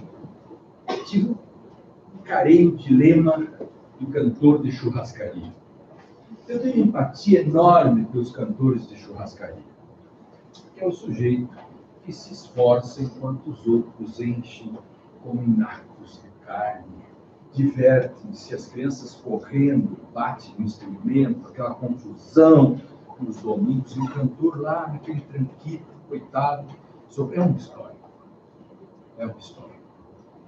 E eu, vendo aquilo, tinha lá 280 advogados, ministros, autoridades, tudo que você imaginava, o PIB da advocacia estava lá, tudo que você imagina, políticos, a gente toda, quase 300 pessoas. Agora eu tinha que fazer a apresentação de 5 pessoas para falar, e o último que se falaria, que falou, o ministro presidente da Suprema Corte. Como é que eu vou controlar essa gente toda? E já estavam começando a comer. Sim. E bebendo generosos goles de vinho do bom, igual esse que nós vamos tomar aqui agora. E aí eu pensei, e disse, entrei, de repente, disse, Tolstói! Opa! Criei aquele silêncio em que eu podia engatar no momento seguinte. O que você precisa num negócio desse? Ou você dá um tiro para cima, que não era o meu caso, ou você tem que criar um vácuo, um silêncio eloquente, que faz com que todos ouçam o silêncio, e aí você, no segundo seguinte, você entra para não dar espaço para a volta da balbúrdia. Então, Tolstói, digo, e o rei Guacas, dá um silênciozinho para saber, porque aí o cara tem que saber o que esse cara quer dizer. Né? O rei Guacas, lá no Marrocos, ficou sabendo que havia um grande juiz justo.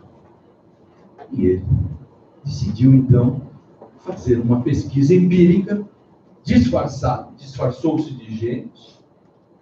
Na época, os juízes se disfarçavam de gente, e havia no meio, entendeu?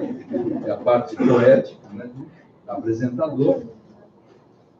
E aí dá aquela risadinha, você já sente que está crescendo, né? E pegou o seu cavalo e foi até a cidade longínqua. Na entrada da cidade, um mendigo pede carona. Ele disse, suba. Entraram cidade adentro, foram ao centro da cidade. E o mendigo disse: muito bem, chegamos ao centro da cidade, pode descer. Pode descer. O cavalo é meu? Não, o cavalo é meu. Não, o cavalo é meu, o cavalo é... Juntou gente. Juntou gente. Levem-nos ao juiz. Pegaram os dois, levaram para o juiz. Chegou lá, o juiz estava trabalhando. Primeiro caso do dia. Primeiro caso do dia. Disputa desta bela mulher que o sábio diz que é dele e o camponês diz que é dele. Minha decisão provisória. Deixem a mulher comigo e voltem amanhã. Segundo caso. Um azeiteiro e um açougueiro disputando um naco de dinheiro. Apresentaram suas razões e o juiz diz: deixem o dinheiro comigo e voltem amanhã. Isso era louco.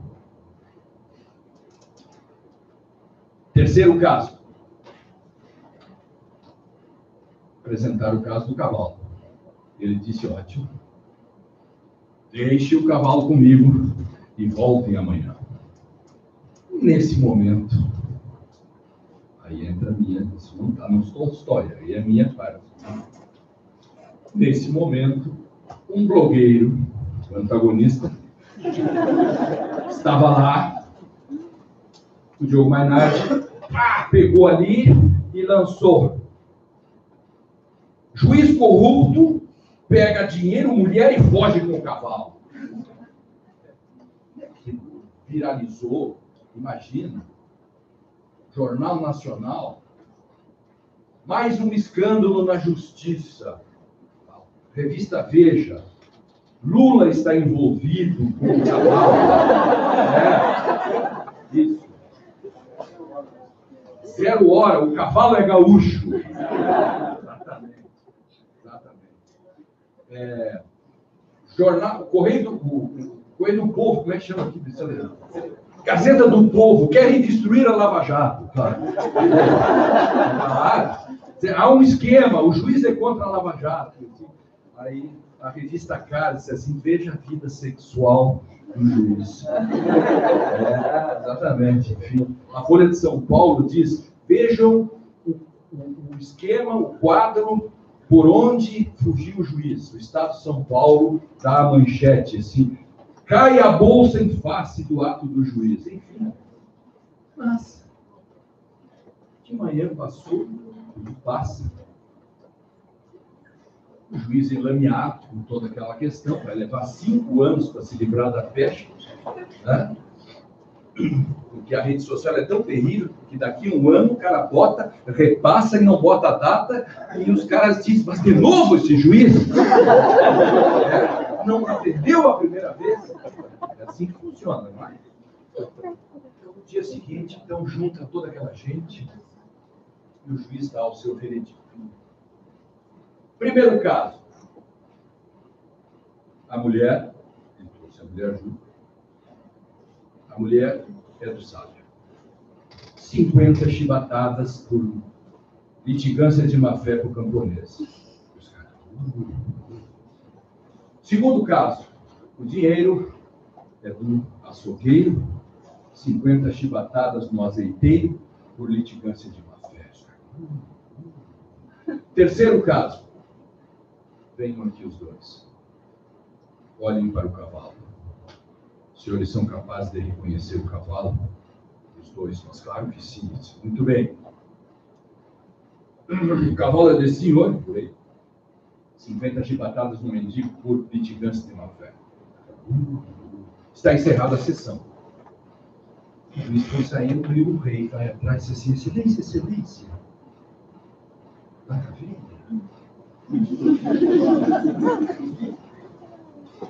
Vossa Excelência decidiu. Gostou?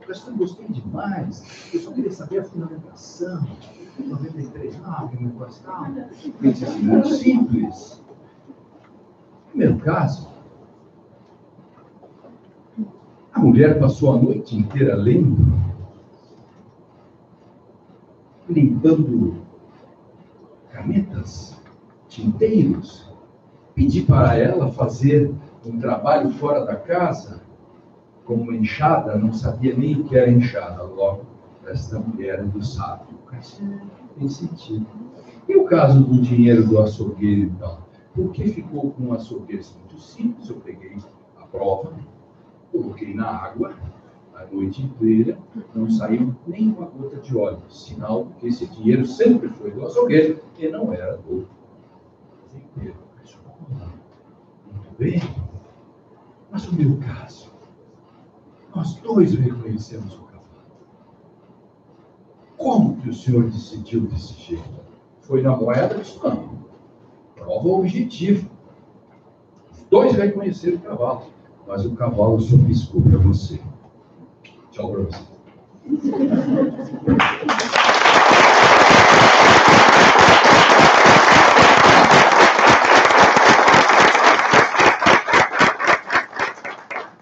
Agradecer ao professor Breno mais uma vez, por mais um ano aí. E, senhores, em sendo uma aula, perguntas? Vai ficar todo mundo encolhido hoje para sexta-feira. O professor Breno não dá chibatadas, nem ninguém.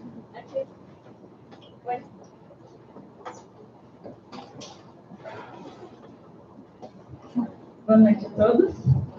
Bom, meu nome é Jéssica. Primeiramente, é uma honra ouvir o professor Lênin, um acadêmico. Segundo, eu queria perguntar, professor, sou eu aqui. Agora que você está me olhando, repetir que é uma honra acadêmica escutar o senhor. Há muito tempo que eu admiro. Professor, o senhor falou durante suas colocações que quando a gente pergunta a um professor ou a um juiz a respeito de um princípio, a gente não quer ouvir a opinião pessoal dele, a gente quer ouvir o que a Constituição diz.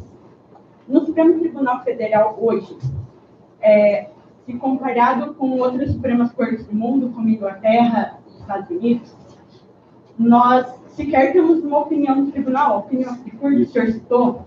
E como que fica essa questão do princípio da decisão? Por exemplo, o caso do direito à vida. Eu tinha 11 pessoas me dando 11 conceitos de vida. E hoje eu tenho uma resposta naquela ação, mas se eu olhar para aquela ação, não sei o que é vida para o Supremo Tribunal Federal. Então, a gente realmente tem uma... Se eu pegar ali a teoria do Dworkin, que diz que decidir pelo princípio é ter integridade no direito, a gente tem uma jurisdição constitucional íntegra do jeito que as coisas estão hoje? Ótima a sua questão. A questão exatamente do Dworkin é você decidir a partir da moralidade política, dar a resposta, né, que o direito dá. Você está discutindo rights, direito. Não está discutindo benefícios ou questões para além do direito. O caso específico esse da vida, eu tenho um texto que eu explico isso, está no Conjuro, que é um texto que eu faço uma crítica à decisão do ministro Barroso, que ali eu explico por que não poderia ter decidido desse modo e por que está contaminada a decisão. Eu recomendo a você que põe lá assim, estreque, Barroso, aborto, você vai achar, logo depois que deu essa decisão. E aí, ali, você vai entender, por exemplo, porque não é o tribunal que vai dizer o que é vida. Nós não temos condições de construir o conceito de vida, o que nós entendemos, por que 11 saberiam melhor do que isso? Imagina se você acreditar que eles podem dar o conceito de vida que eles querem, então vida é o que o tribunal diz que é, mas se nem o direito é o que o tribunal diz que é, nem vida é que não vai ser o que o tribunal diz que é, porque se isso for verdade, nós fracassamos.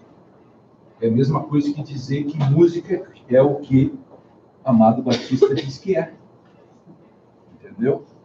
Ou o que Marília Mendonça diz que é, né? Porque isso é um problema solipsista, né? O mau gosto é um problema filosófico, né? Um problema solipsista. Entende? Porque que você, e é sério, porque você se esconde solecisticamente aquilo que você, na esfera pública, todo mundo estuda sobre música, rítmica, métrica, etc. Você não dá bola. Você não dá bola. Por quê? Porque você gosta. Não, gosto se discute sim. Então, se discute vida, se discute conceitos jurídicos nos outros países, como é. Nos outros países existe constrangimento muito grande. Nada do que acontece aqui aconteceria, por exemplo, na Alemanha, por várias razões. Por exemplo, essa última decisão agora, em que o Temer foi absolvido, ou não receber a denúncia, que o Ministério Público teria escondido prova. Isso, na Alemanha tem o artigo 339 do Código Penal, que chama de prevaricação, que você é parcial. A parcialidade é punida com pena. E também, porque o artigo 160 do Código de Processo Penal, que eu tenho escrito muito sobre isso, obriga na Alemanha, assim como obriga na Itália, assim como obriga desde 63, nos Estados Unidos, desde o caso Brad versus Maryland, que o promotor, que o Ministério Público apresente todas as provas que tem, inclusive a favor da defesa. Protocolamos, semana passada, aliás, anteontem, protocolamos no Parlamento, um deputado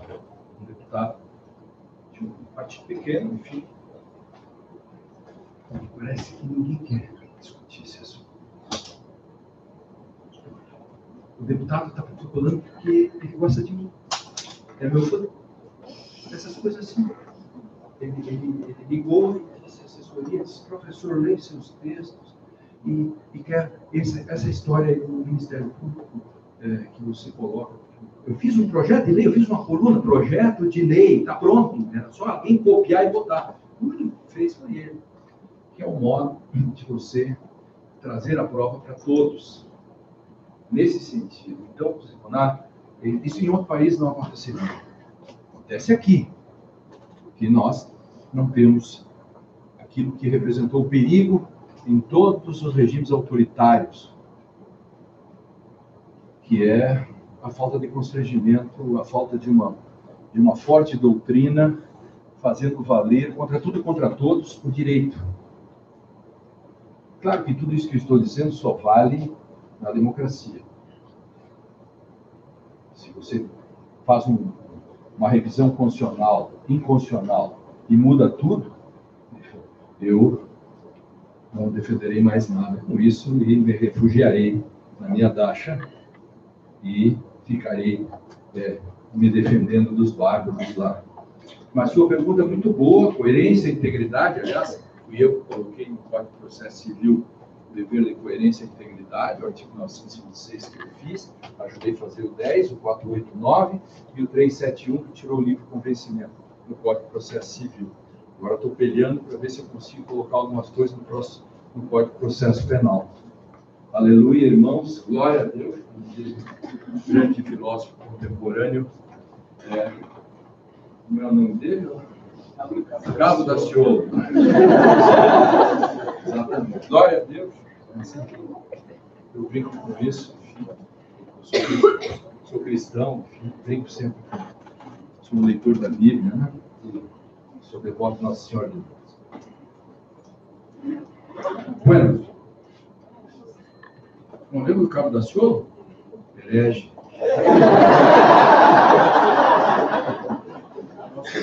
Herege. Exatamente. Oh. Parabéns pela sua pergunta, viu? Essa questão de entender a questão do Word é o primeiro passo, sabe? Esse é um passo importante.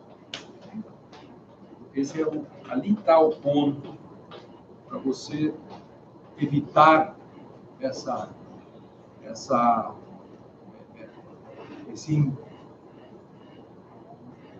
colonização do direito pela moral. Porque todo raciocínio consequencialista, essa brincadeira que se faz aí entre dilema moral, é um raciocínio consequencialista. E você pode matar um para salvar 10, mas o direito não é assim. Se o direito tiver que fazer isso, já não é direito. Porque que direito seria esse em que você poderia decidir em matar uma pessoa para salvar 10 numa escolha? Por isso que decisão tem um verbete no meu dicionário, chamo decisão não é escolha. O juiz decide, filósofos morais escolhem. Senhores, mais perguntas? Aluno da pós-constitucional e processo, vou perguntar pela minha participação, hein? 5 minutos aí, só. Boa noite, professor. Meu nome é Rogelson, tudo bem? Primeiro, é uma honra também falar com o senhor, presenciar a sua aula. E a minha questão é a seguinte, o professor aponta, muitas vezes, tanto nos livros como apontou aqui hoje, que o problema do constitucionalismo brasileiro é basicamente a necessidade de uma teoria da decisão para justamente controlar esses agentes e tudo mais. Só que, aparentemente, me dá a sensação que fica um pouco no plano teórico, e o professor mesmo fala que a crise do paciente zero mesmo é uma crise que se revela academicamente. Na opinião do professor, quais seriam os passos, ou pelo menos os marcos necessários para que a teoria da decisão realmente fosse posta em prática e que nós mudássemos essa perspectiva do pensamento jurídico atual em relação a isso? Primeira coisa era ler meus livros. Na minha faculdade não recomendaram, pelo menos. Pois é. Quem lê a minha teoria da decisão, por exemplo, você, para começar, por uma questão simples. Pegue o caso homeschooling, decidido pelo Supremo, e o voto do ministro Gilmar, que adota. O meu critério, testado empiricamente, que 95% dos casos eu posso dizer que uma decisão é ativista ou judicialização. Toda decisão ativista não pode ser dada, é nefasta. Então, se eu tenho um critério para separar o joio do trigo, eu tenho um ponto de equilíbrio para dizer essa decisão não podia ser dada e as demais podem ser dadas. Esse é o primeiro passo que ninguém faz. O ministro Gilmar fez nessa. Não vou falar aqui das 3 perguntas fundamentais, agora não tenho mais tempo, mas eu recomendo, está em tudo que é livros meus, em conjuros, são 3 perguntas fundamentais. Se você fazê-las, você vai saber. Esse é o primeiro passo. O segundo passo é você usar as 6 hipóteses. Se usasse as 6 hipóteses pelas quais um juiz pode deixar de aplicar uma lei, os 5 princípios fundamentais que eu falo, tudo isso, nós teríamos um outro tipo de direito. Aí, desculpe, modéstia as favas, eu faço hoje a única teoria da decisão no Brasil, ou pretensamente uma teoria da decisão, mas eu faço. Eu decido, consigo trazer uma criteriologia, e se a comunidade jurídica, grande parte ainda é inculta, desculpe dizer, esse é um país de incultos, para dizer pouco assim. Incultos quer dizer, não é nenhuma ofensa, falta um grau de cultura. E esse é um problema seríssimo. Por exemplo, uma coisa que as faculdades de direito ensinam mal. Ensinam que positivismo é o positivismo do século XIX, e que o positivismo obriga o juiz. Eu quero comunicar a todos, e leiam meus textos para descobrir melhor isso, o meu dicionário. Quem aqui tem o meu dicionário de hermenêutica, só para fazer um teste? Quantos são?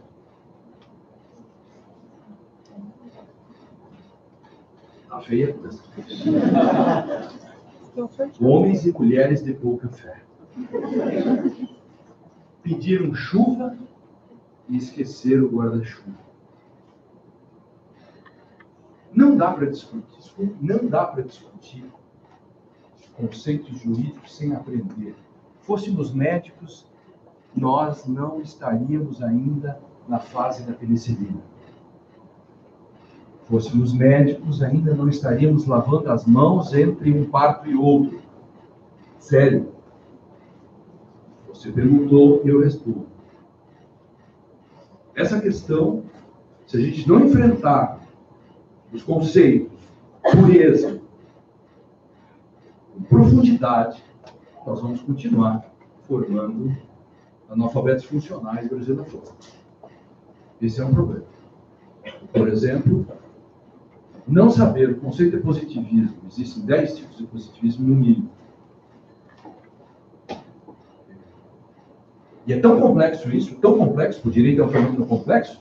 Essa gente toda aí que vende esses livrinhos facilitados, simplificados, etc., que os professores gostam de usar na sala de aula, os preguiçosos dos alunos já não levam mais nem livros para a sala de aula, levam só a praga do tablet, do telefone celular, que acham que está tudo ali, como se informação fosse conhecimento, como se conhecimento fosse saber, se saber fosse sabedoria. Qualquer imbecil tem informação. O mundo está cheio de informações a um clique. Eu quero ver transformar a informação em conhecimento. Eu quero saber melhor. Transformar o conhecimento em saber. E se você se esforçar mais ainda, depois de 30 anos, você vai ter mais sabedoria. É um longo processo. Então, nenhum de vocês aqui se operaria com um médico que tivesse estudado em livros do tipo Operação Cardíaca Simplificada.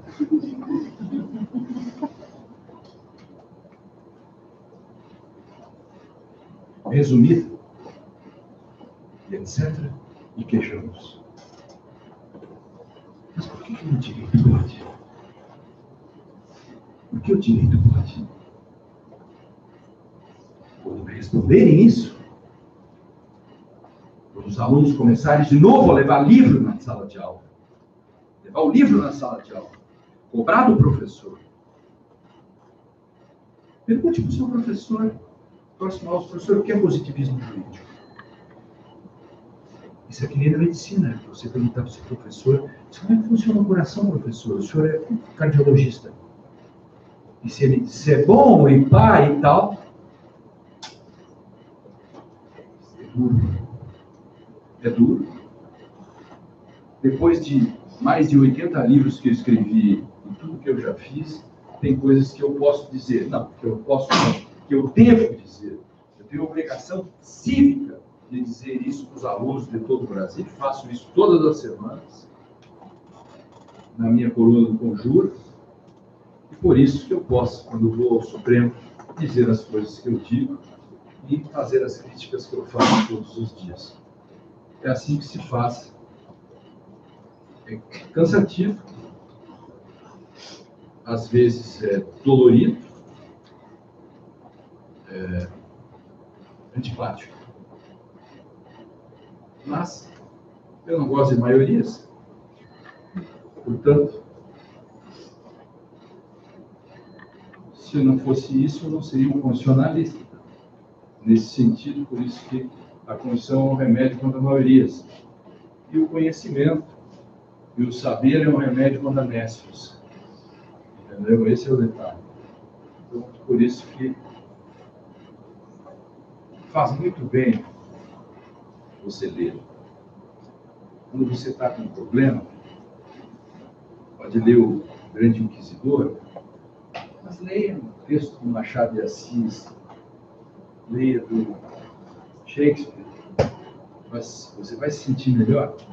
E se você tiver com preguiça mesmo, você põe no Spotify, põe lá, Direito e Literatura, põe um dos nossos 370 programas, você vai ter os principais livros que estão por aí que eu já li,